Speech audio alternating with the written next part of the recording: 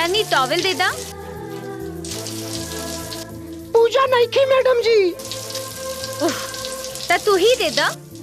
का करे आई रहनिया का हम करत तनी। हे भगवान, बेटा जी बा गिरधारी ते तहार जान ले ले सरऊ।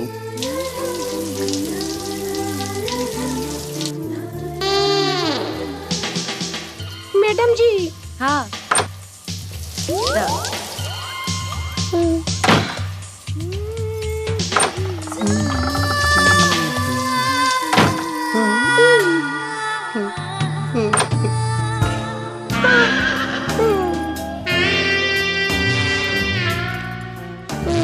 अरे लजात का है बाड़ू? जौन फल तरह लगे बा वो हमरो लगे भी बा।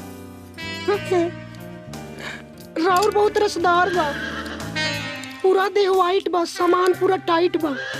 हमार तो कुआर के धूप से सूख गइल बा। नजर मत लगावा, समझ लू। हमार नजर इतना खराब ना है। तू तो ऐसे बोलत ताड़ू जैसे हम मर्द हैं और तू औरत। हम तहार रेप कर दे, हाँ ना?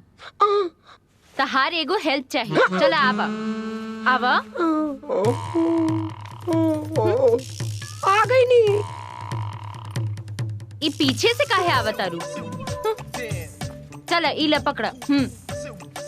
ऐसन करी, ढपना के सेटिंग रहुआ करी। आहू के फिटिंग हम करे तानी।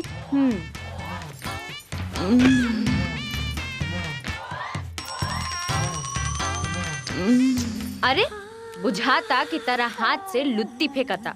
का भइल? कोई भाई लोग तोहरा लोग के कुछ नहीं खिन होत।